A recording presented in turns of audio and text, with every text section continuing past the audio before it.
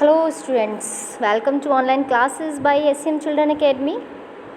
Myself Tabassum Parveen and today I have come to you with the next topic of your class 8th Hindi grammar, that is समास और संधि। आज का जो हमारा topic है वो आपकी हिंदी ग्रामर की बुक का 5th चैप्टर है जिसका नाम है समास और संधि। आज मैं आपको बताऊंगी कि समास क्या होते हैं और संधि क्या होती है।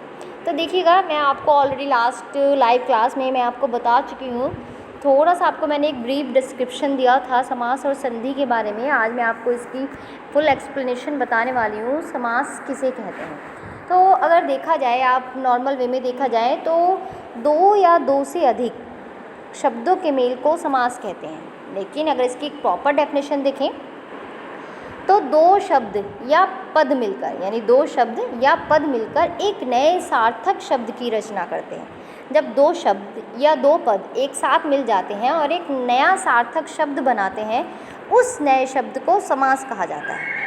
वास्तव में समास का अर्थ ही संक्षिप्तीकरण होता है, किसी भी चीज़ को संक्षिप्त करना और अपने अर्थ के अनुसार दोनों पदों को मिलाकर एक नया संक्षिप्त शब्द बनाते हैं। यानी कहीं ना कहीं किसी ब्रॉड चीज़ को नैरो बना देते हैं, संक्षिप्त बना देते हैं। दो या दो से अधिक, अब अगर हम देखें तो सिंपल वे में अगर हमारी जो समास की परिभाषा है वो ये है कि दो या दो से अधिक शब्दों के मेल से जो नया सार्थक शब्द बनता है उसे हम समास कहते हैं। आई होप आप समझ रहे होंगे। दो या दो से अधिक शब्दों के मेल से जो नया सार्थक शब्द बनता है उसे हम समास कहते हैं। जैसे इसके एग्जाम्पल हैं, देखिएगा, राजा का पुत्र, ये जो है हमारा ये बना हुआ है राजपुत्र। हमारा जो समास शब्द है वो हो गया हमारा राजपुत्र। राजपुत्र हमारा दो शब्दों से बना हुआ है, एक तो हुआ राजा और दूसरा हुआ हमारा पुत्र। जब राजा और पुत्र को एक साथ जोड़ा तो हो गया हमारा नया जो सार्थक शब्द बना वो बना हमारा राजपुत्र। उसी तरह रसोई घर, रसोई घर भी दो शब्दों से मिलकर बना है, पहला रसोई और दूसरा घर, यानी रसोई घर। उसके बाद हिमालय, हिमालय भी हमारा दो शब्दों से मिलकर बना है, हिम और आलय, यानी हिम का आलय हिमालय। देखिए, समासिक शब्द होता क्या है।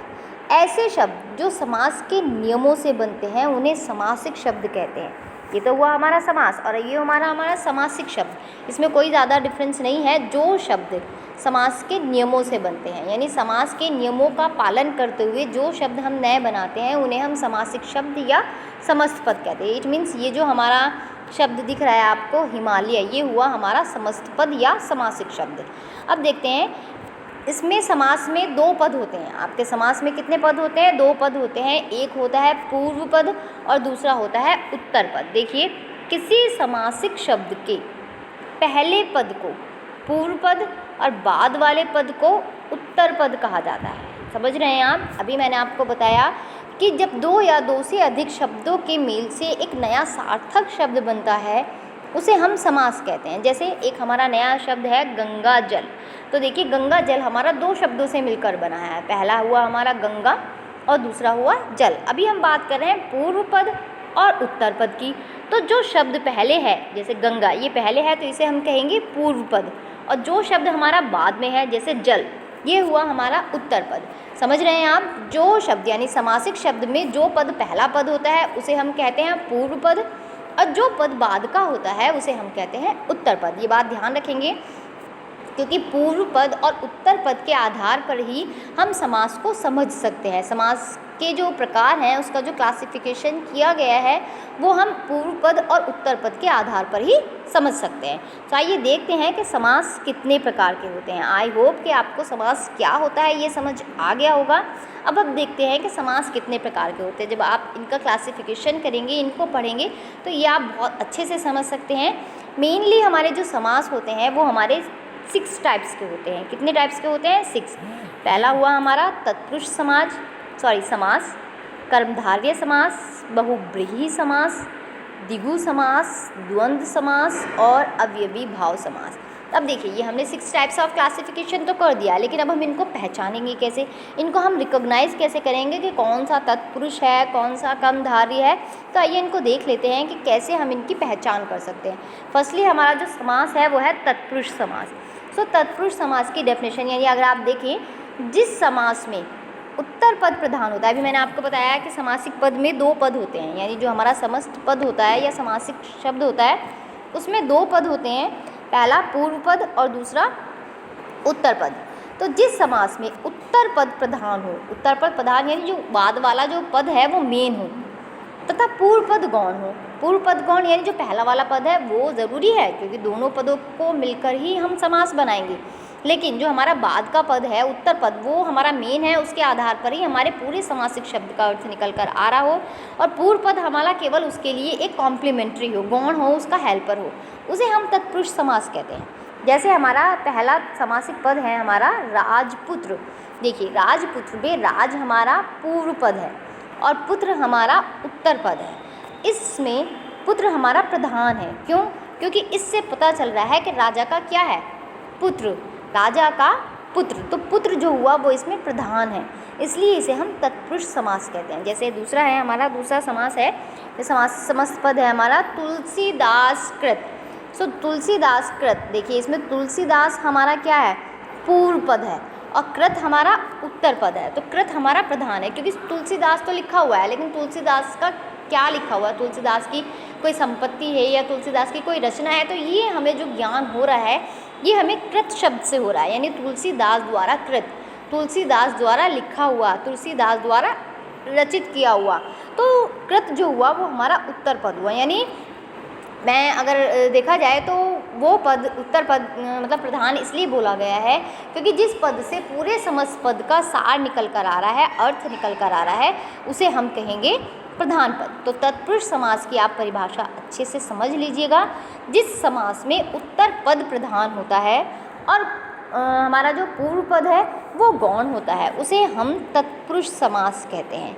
जैसे अगर और एग्जाम्पल्स आपको दिए जाएं तो आप अपनी बुक में देख सकते हैं, आपकी बुक में बहुत सारे एग्जाम्पल हैं इसके। जैसे वनवास, देखिए वनवास, वन क्या हुआ हमारा पूर्व पद और वास हुआ हमारा उत्तर पद। इसमें वास जो है वो हमारा प्रधान है, क्योंकि वन में क्या करने वाला, रहने वाला, या वन में विचरण करने वाला, तो वनवास यानी वास रहने वाला, तो प्रधान पद हुआ हमारा वास, जिससे ये पता चल रहा है कि वनवास यानी वन में रहने वाला।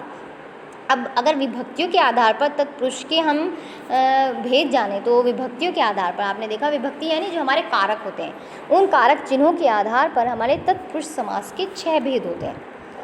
पहला हो गया हमारा कर्म पुरुष, कर्म तत्पुरुष, दूसरा करण तत्पुरुष, तीसरा संप्रदान तत्पुरुष, चौथा अपादान तत्पुरुष, पांचवा संबंध तत्पुरुष और छठा अधिकरण तत्पुरुष। तो ये हमारे जो है ये हमारे कारक चिन्हों के आधार पर हैं, यानी जो हमारे कारक चिन्ह हैं इनके आधार पर हम कैसे तत्पुरुष समास का क्लासिफिकेशन कर सकते हैं, आइए देखते हैं। पहला है हमारा इन कारक चिन्हों के आधार पर कर्म तत्पुरुष। कर्म तत्पुरुष अगर आप देखा जाए तो इसमें जो समासिक पद होगा यानी समस्त पद होगा, उसमें कर्म तत्पुरुष का जो कारक चिन्ह होता है उसे वो होता है को। कर्म तत्पुरुष का कारक चिन्ह होता है को। तो जिस समासिक पद में, जिस समस्त पद में या जिस तत्पुरुष समस्त पद में को विभक्ति, को कारक चिन्ह का लोप होगा, को कारक चिन्ह का लोप होगा, उसे हम कर्म तत्पुरुष कहेंगे। जैसे हमारा यहाँ तत्पुरुष है रथ चालक, तो रथ को चलाने वाला, रथ चालक मतलब रथ को चलाने वाला। तो यहाँ जो विभक्ति हमारी आ रही है वो को आ रही है, और को जो विभक्ति होती है यानी को जो कारक चिन्ह होता है वो हमारा कर्म कारक का होता है। तो यहाँ हमारा जिस भी समस्त पद में को नामक विभक्ति का लोप होगा वो हमारा कर्म तत्पुरुष होगा। सेकंड है हमारा करण तत्पुरुष। करण तत्पुरुष की जो हमारी विभक्ति होती है वो होती है से या द्वारा, किसी के द्वारा या किसी से। जैसे हमारा समस्त पद है यहाँ धनहीन, जिसका अर्थ हुआ धन से हीन, है ना, धन से हीन, धन के बिना, धन से हीन। तो इससे हमारी यहाँ कारक विभक्ति है। तो इट मीन्स इस समस्त पद में हमारा जो तत्पुरुष समास है वो है हमारा करण तत्पुरुष।